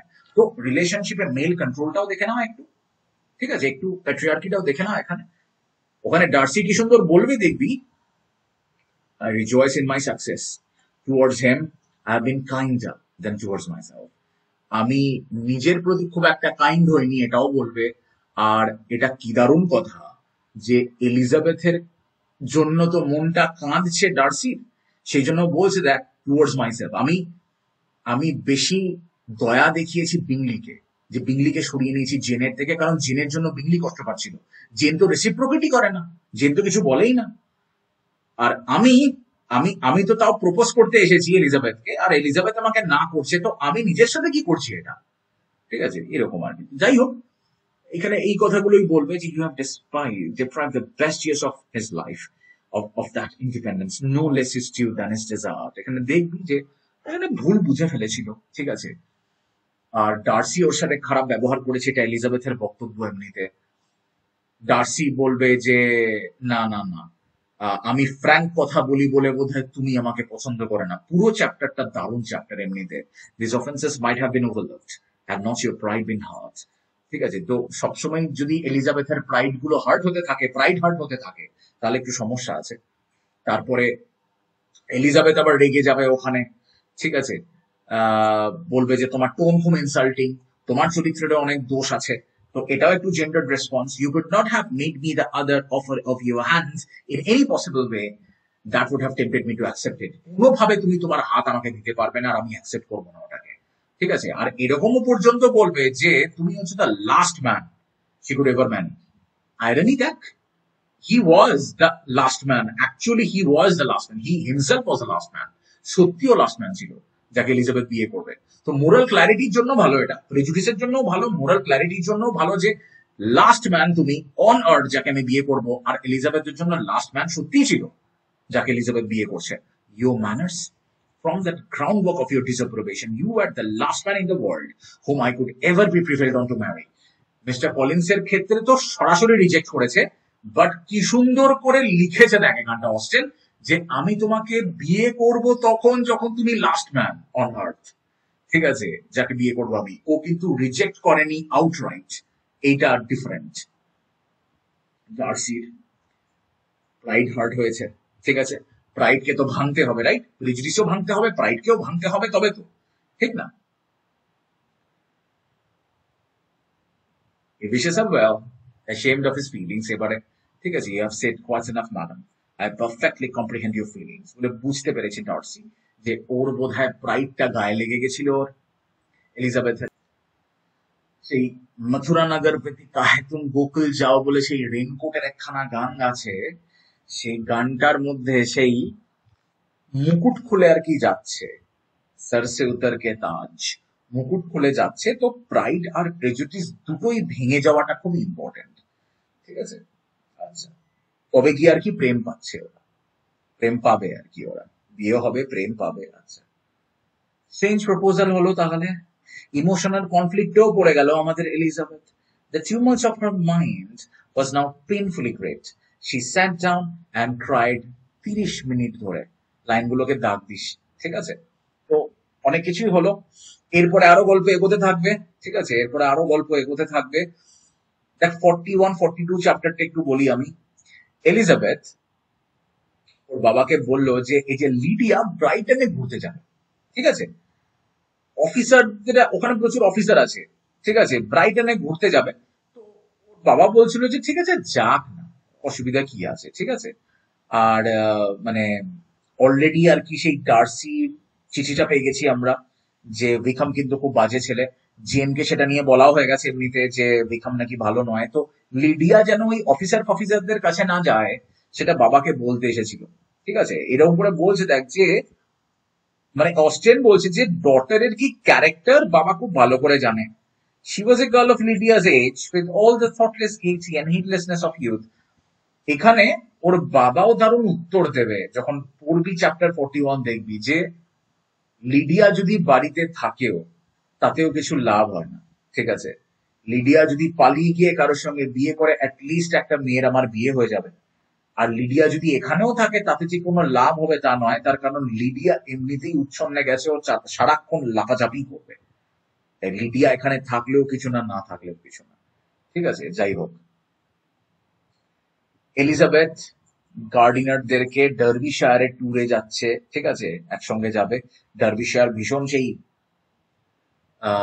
wuthering হাইটস জায়গা, ঠিক আছে, ডার্বিশায়ার, ঠিক আছে, সেখান থেকে পেম্বারলিতে যাবে যেখানে ডার্সির এস্টেট আছে, দেখবে ঘুরে ঘুরে এস্টেটটাকে। হ্যাঁ, গার্ডিনাররা তো ভালোই বলবে ডার্সিকে ডেফিনেটলি, ঠিক আছে। তো what are meant two rocks and mountain, সেরকম একটা দারুণ কথা আছে। হ্যাঁ, পুরুষ দিয়ে কি হবে, ঘুরবো, ডার্বিশায়ার যাবো, তো পেম্বারলিতে যাবে। তো এই যাওয়া নিয়ে এবারে নেক্সট ভলিউম আসে, বিরাট ইমপ্রেসড, ঠিক আছে, পেম্বারলি ভীষণ সুন্দর, ঠিক আছে। আর ডার্সির কথা হাউসকিপারও ভালো ভালো বলেছে, গার্ডিনাররা তো ভালো বলেইছে, মাসি মেশো তো ভালো বলেই ডার্সিকে, ঠিক আছে। হঠাৎ করে না ডার্সি চলে আসবে, ঠিক আছে। তো পরের চ্যাপ্টারে ডার্সি আবার সেই জর্জিয়ানার সাথে দেখা করাবে। এই যে আমাদের এই যে ছ্যাঁচড়া অফিসারটা এই জর্জিয়ানাকে ভুলিয়ে ভালিয়ে নিয়ে পালাতে চেয়েছিল, ঠিক আছে, সেই জর্জিয়ানা খুব অল্প বয়স, বাই দ্য ওয়ে, ঠিক আছে, খুব অল্প বয়স, খুব অ্যাকমপ্লিশড মেয়ে, খুব সুন্দর পিয়ানো বাজায়, খুব সুন্দর গান গায়, ঠিক আছে।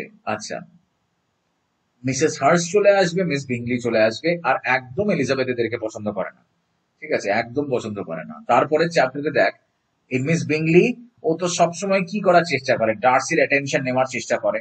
হতে পারে মিস বিংলি ডার্সিকে বিয়ে করতে চায়, কিন্তু পরে আমরা জানতে পারবো লেডি ক্যাথরিন নিজের মেয়ের সাথে ডার্সিকে বিয়ে দিতে চাইবে, সেটা আমরা পরে জানতে পারবো, ঠিক আছে। এলিজাবেথ জেনের কাছ থেকে দুটো চিঠি পাবে, লিডিয়া নাকি এই সেই ছ্যাঁচড়া বিক্রমের সাথে পালিয়েছে। যেটা ভেবেছিল মানে এলিজাবেথ সেটাই হলো। বাবাকেও বলার চেষ্টা করেছিল এলিজাবেথ যে আর্মি অফিসারদের কাছে পাঠিও না, লিডিয়াকে তো পাঠিও না, লিডিয়া ইজ মানে not the right kind of মেয়ে যাকে তুমি পাঠাচ্ছ ওরকম জায়গাতে। ওর বাবা ভেবেছিল যে না, একজন গার্ডিয়ান তো আছে, উনি নিশ্চয়ই দেখে শুনে রাখবেন, কিন্তু কি আর করবে, ঠিক আছে। তাড়াতাড়ি এলিজাবেথ গার্ডিনার সবাই মিলে লংবোর্নে চলে এলো, ঠিক আছে। মা তো ভীষণ মানে উতলা এখন, মেয়েটার কি হবে, মেয়েটার কি হবে। মিস্টার বেনেট চলে গেল লন্ডনে, লিডিয়াকে খুঁজে বার করতে হবে, বিকামকে খুঁজে বার করতে হবে, ঠিক আছে। তো মিস্টার গার্ডিনারও লন্ডনে জয়েন করলো সার্চ, যদি পাওয়া যায় মেয়েটাকে, ঠিক আছে। তো চ্যাপ্টার 48 এগুলো আর কি এরকম করে চলবে, ঠিক আছে। এরকমও জানতে পারবো আমরা যে বিকাম নাকি বিয়ে করবে যদি বিকামের সমস্ত ধার দেনা যেগুলো আছে ওগুলোকে চুকিয়ে দেওয়া হয়, ঠিক আছে। মিস্টার গার্ডিনেরই খবরটা আনবে কিন্তু, বাই দ্য ওয়ে, ঠিক আছে, বিকামকে খুঁজে পাবে আর কি, ঠিক আছে। আচ্ছা, মিসেস বেনেট তো খুব খুশি মেয়েকে পাওয়া গেছে, লিডিয়ার একখানা বিয়ে হবে তাতেই খুশি। এটা বুঝছে না মিসেস বেনেট যে কি না, জামাইয়ের সমস্ত ধার দেনা চোকাতে হবে। মিসেস বেনেট এই জন্যই খুশি যে যাক বাবা, একটা মেয়ের তো অন্তত গেল, বিয়ে তো হলো অন্তত একটা মেয়ের। তো এই আর কি অবস্থা। একটু পেরিয়ে আসবো আমি, ঠিক আছে। নেদারফিল্ডে বিংলি আসবে ডার্সির সাথে, চ্যাপ্টার 53। বিংলি মানে এখানে এবার না, ডার্সি যখন বুঝতে পেরেছে যে এলিজাবেথ রেগে গেছে, ডার্সি যেহেতু বিংলিকে সরিয়ে নিয়ে গেছে কার কাছ থেকে বল, জেনের কাছ থেকে, তো ডার্সি না নিয়ে আসবে বিংলিকে আবার ফেরত, ঠিক আছে। বিংলি আবার জেনের প্রতি অ্যাটেনশন দেওয়ার চেষ্টা করবে, আর খুব সুন্দর জায়গা ওগুলো, যে তারপরেও জেন আর কি একদম স্লেটের মতো, বোকার মতো আর কি, ফ্যাকাশে স্লেটের মতো তাকিয়ে থাকে, কিছু বলতে আর পারে না।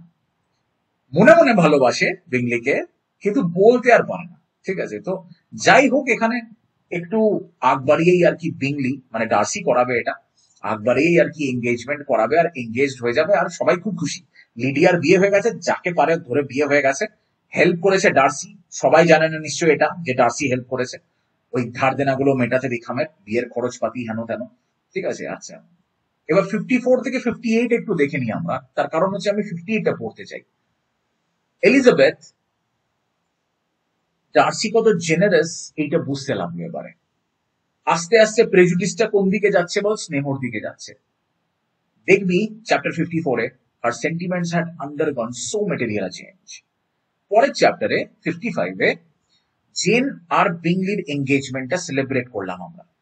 ডার্সি বারবার কোথায় আসছে, লংবোর্নে ঘুরতে আসছে, কিন্তু এখনো রিজার্ভ। ডার্সি এমনিতেই রিজার্ভ, যেটাকে লোকে কি বলতে বল, অ্যারোগেন্স। তো এখনো ডার্সি রিজার্ভ, ঠিক আছে। এলিজাবেথের মানে এখনো ডাউট হচ্ছে যে আদৌ কি ডার্সি আমাকে আগের মতো পছন্দ করে। এপ্রিল ইজ দ্য ক্রুয়েলেস্ট মান্থ না, সেই এপ্রিলে যখন প্রপোজ করেছিল, ঠিক আছে। তারপরে ধুম করে একদিন রাত্রেবেলা লেডি ক্যাথরিন দি ব্রো আসবে, ঠিক আছে, অ্যাগ্রেসিভলি আসবে, লঙ্গনে আসবে, এইটা বলতে যে তুমি প্রমিস করো যে তুমি ডার্সিকে বিয়ে করবে না, আমার মেয়ের সাথে বিয়ে হবে। আর দারুণ জায়গা বাই দেবে ওটা। আর এলিজাবেথ তো ওই রকমই ঠাঁটিয়ে উত্তর দেবে যে আমি বিয়ে করব কি করবো না সেটা আপনাকে দেখতে হবে না, ঠিক আছে। এই যে বলবে যে miss Bennett, I'm shocked and astonished. I expected to find a more reasonable young woman. এমন কথা শোনাবে লেডি ক্যাথরিনকে, লেডি ক্যাথরিন খুব রেগে গিয়ে চলে যাবে।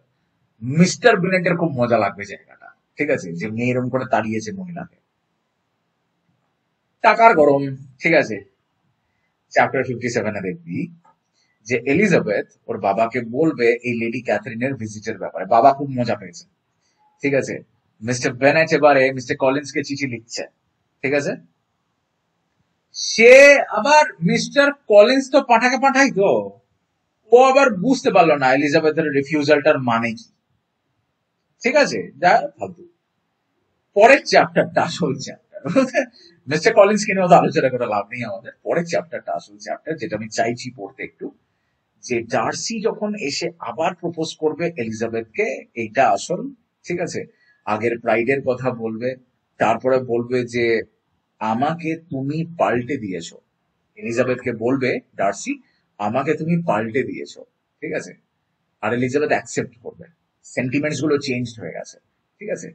এই লাস্ট এপ্রিলের ডায়লগটা কিন্তু দারুণ ডায়লগ এমনিতে। এখানে দেখি আমরা এই যে ডার্সিকে, এই যে বিংলিকে নিয়ে আসতে দেখছি না আমরা, আর কদিন বাদে লেডি ক্যাথরিনের ভিজিট হয়েছে, বিংলি তারপরে বলছে যে জেন চলো একটু ঘুরে আসি, ঠিক আছে। কিটি আছে, এলিজাবেথ আছে, ডার্সি আছে, এরা আবার ঘুরতে যাচ্ছে, ঠিক আছে। কিটি মারিয়ার কাছে চলে যাচ্ছে, হ্যাঁ, এলিজাবেথ আর ডার্সি একা হয়ে যাচ্ছে ওই জায়গাটাতে। তো এলিজাবেথ ওকে থ্যাংক ইউ বললো যে লিডিয়ার বিয়ে থা তো তুমি ব্যবস্থা করেছো। এইখানে ডার্সি না প্রপোজ করবে, হয় মানে এন্ড করে দাও, ঠিক আছে, পুরো শেষ করে দাও। এইবার যদি তুমি আমাকে না বলেছো তো ব্যাস আর না, আমি ওই দিলওয়ালে দুলহানিয়া লে যায়েঙ্গে পারবো না, আমি ওই সেই কাজলের সাথে শাহরুখ খান ট্রেনে যা করছিল সুইজারল্যান্ডে, আমি ওই সমস্ত পারবো না করতে। তো তুমি শেষ করবে তো এখানে শেষ করে দাও, আদারওয়াইজ মানে কন্টিনিউ করতে হবে ঠিকঠাক করে রিলেশনশিপটা। এলিজাবেথ এখানে অ্যাকসেপ্ট করবে, ঠিক আছে। আর এটাও বলবে যে ওর নিজের ফিলিং কিভাবে চেঞ্জ হয়েছে।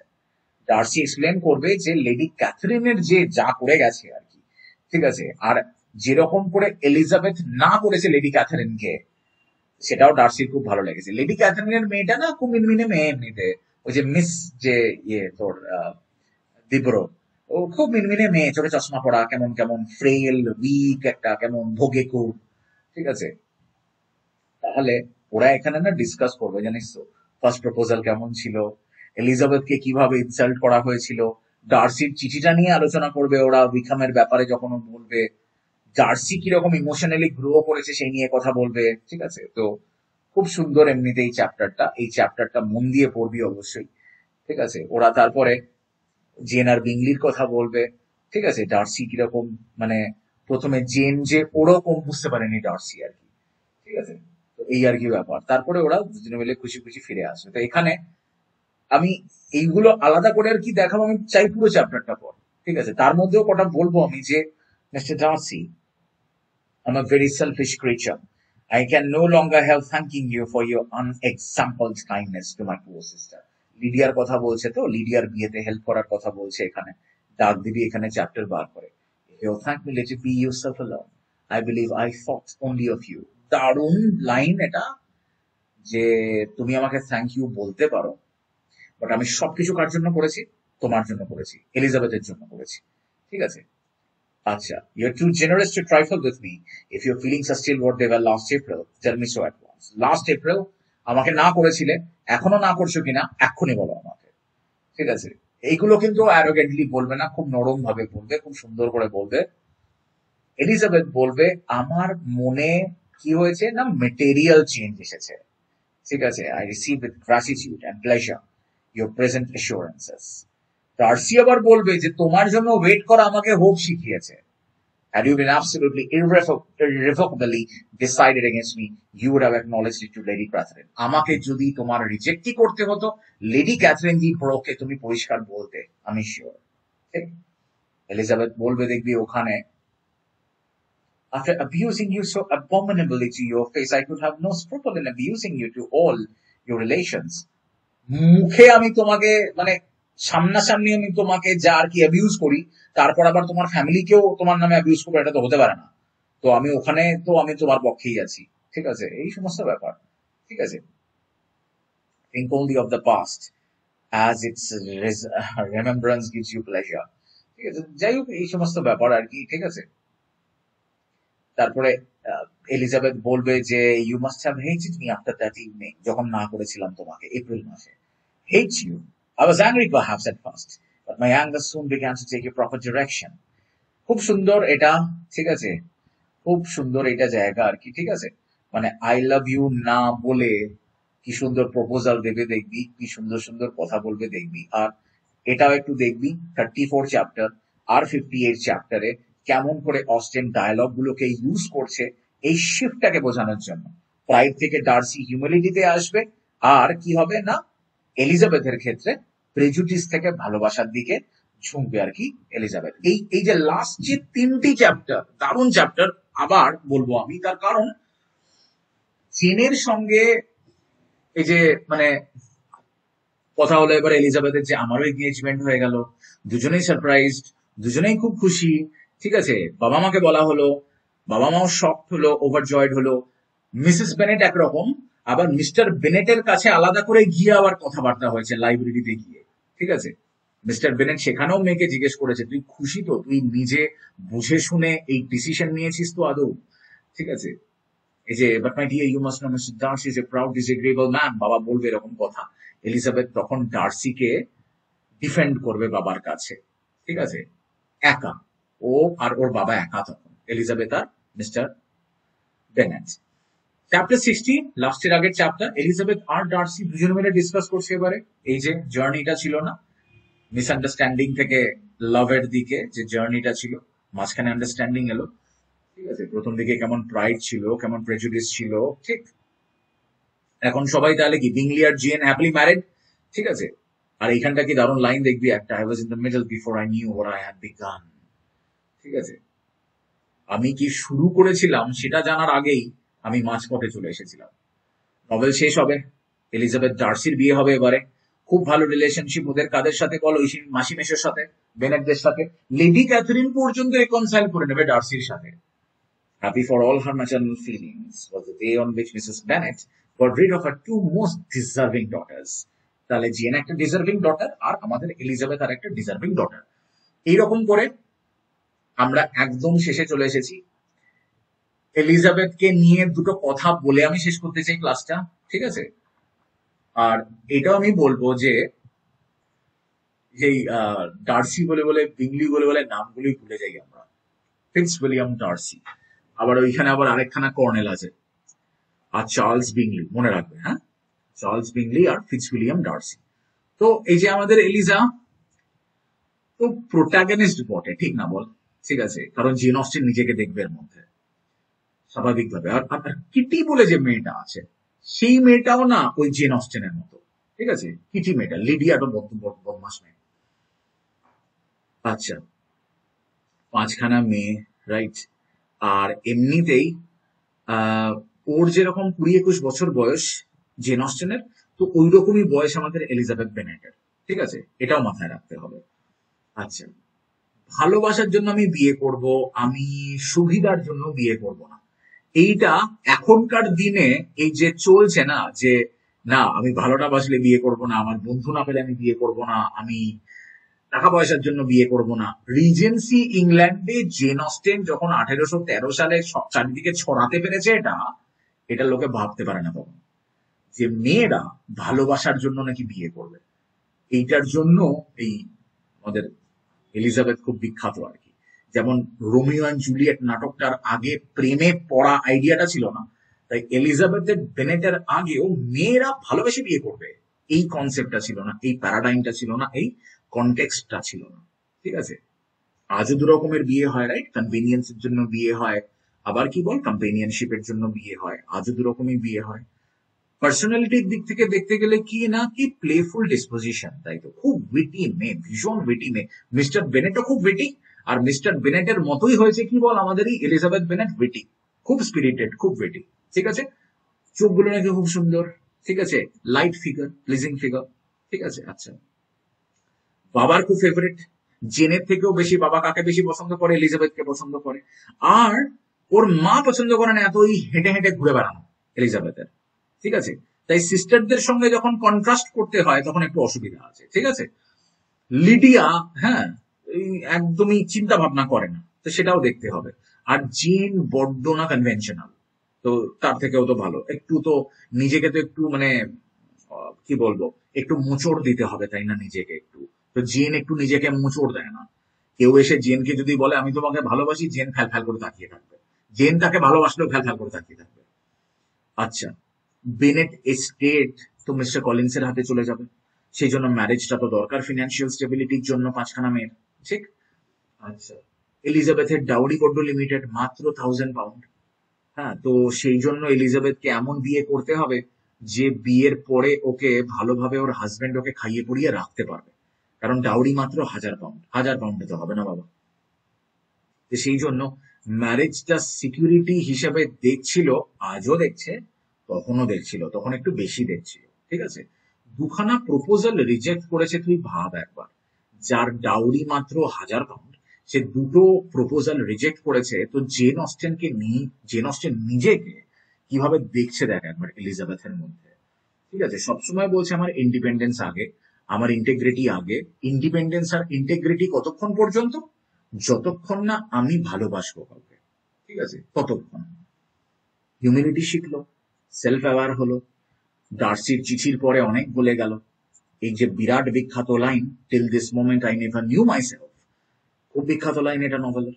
ঠিক আছে, আচ্ছা, ডার্সিকে তখন অ্যাকসেপ্ট করছে যখন ও দেখছে যে ডার্সির ক্যারেক্টার পাল্টেছে কিনা আর আমার চরিত্র পাল্টেছে কিনা। এটা একটা দারুণ জিনিস। ছেলেটাকে আমি বদলালাম আর আমি নিজেও বদলালাম, তবে গিয়ে বিয়ে করলাম। এখনকার দিনে কিরকম চাইছে ছেলেরা? চাইছে মেয়েটা বদলে যাক আমার মতো, তারপরে খট করে লেগেছে বিয়ে করব।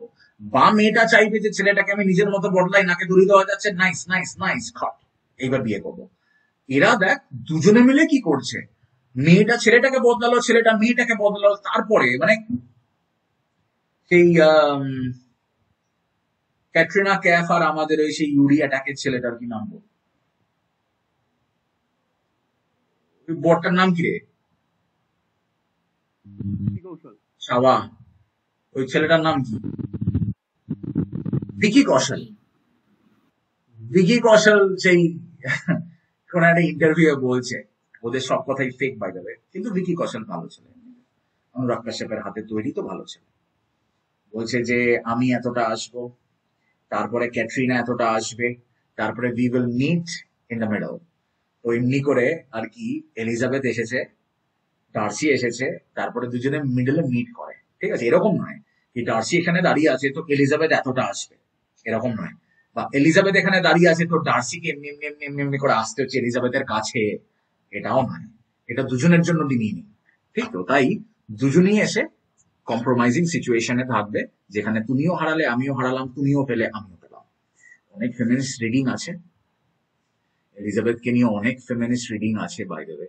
ঠিক আছে, তো মানে এলিজাবেথের পার্সোনাল গ্রোথটা নাকি ভালো দেখানো হয়নি নভেলে, সবসময় মেল এজেন্ডার মধ্যে দিয়ে এলিজাবেথকে আলোচনা করা হচ্ছে, এরকম বলেছে সুজান ফ্রাইম্যান। ক্লডিয়া জনসন ও বলেছে যে এলিজাবেথ আদৌ কোনো প্রোটো ফেমিনিস্ট রেট দেখায় না। ঠিক আছে, ও লেডি ক্যাথারিনকে ডিফাই করে, ও মানে সেই সেই খুব জাজমেন্ট অ্যাসার্ট করে, আমি কি বললাম, ভুল বললাম, খুব প্রোটো ফেমিনিস্ট রেট দেখায়। ঠিক আছে, খুব জাজমেন্টাল বিভিন্ন জায়গাতে, লেডি ক্যাথারিনকে ডিফাই করে, কন্ডাক্ট বুক একদম মেনে চলে না, কি করতে হবে কি করতে হবে না। তো ক্লডিয়া জনসন খুব ভালো বলে এলিজাবেথকে ফেমিনিজমের দিক থেকে। রেচেল ব্রাউনস্টাইনের ক্ষেত্রে কি বলে না, আয়রনিও আছে মেয়েটার মধ্যে, রোমান্টিসিজমও আছে মেয়েটার মধ্যে, এরকম তো হয় না হ্যাঁ, রোমান্টিক কমেডিতে এরকম মেয়ে চাই আমাদের, যার আইরনিও থাকবে, যার মধ্যে রোমান্টিসিজমও থাকবে। মেরি পুভিকে বলেছে যে ওর যে ইন্টেলিজেন্স, এলিজাবেথের যে ইন্টেলিজেন্স, ওই ইন্টেলিজেন্সটাই মেয়েটার সেলফ ডিফেন্স। ঠিক আছে। আর সুজান মর্গান কি বলে না, বলে যে মেয়েটা শুধু শুধুই মক করে ফেলে মাঝে মাঝে, ঠিক আছে, ইন্টারভিন করে না, শুধু শুধুই বিদ্রুপ করে ফেলে। ঠিক আছে, তো নৈতিকতার দিক থেকে মেয়েটা খুব একটা ভালো না, এরকম বলে আর কি। ঠিক আছে, তো এইরকম সব অনেকে অনেক কিছুই বলে। ঠিক আছে। আর হাঁটতে ভালোবাসে, বই পড়তে ভালোবাসে, এগুলো তো নিজে বলে, তাই না?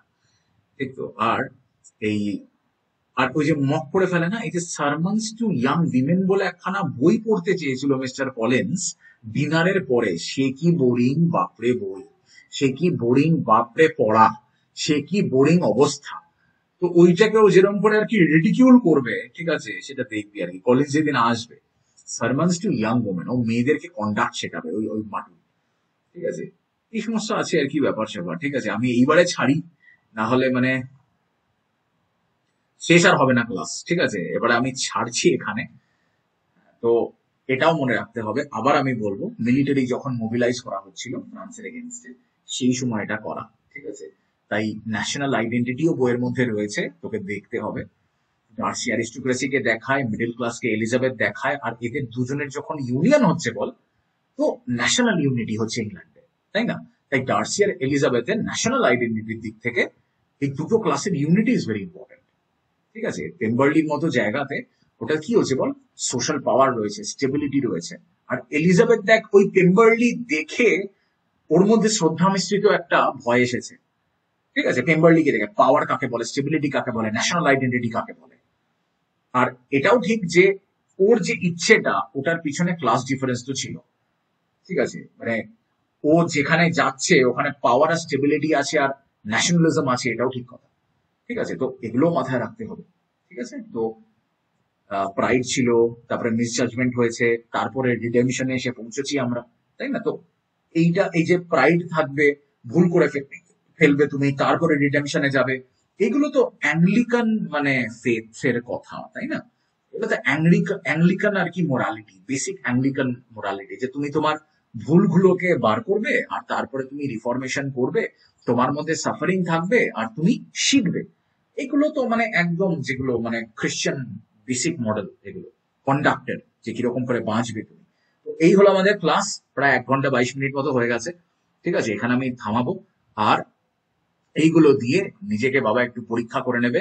3টে চ্যাপ্টারের উপরে কোশ্চেন থাকবে এখানে, প্লাস আবার আমি আলাদা করে এই যে কনটেক্সট, সেই কনটেক্সটের উপরে কোশ্চেন করে দিয়েছি এখানে আমি।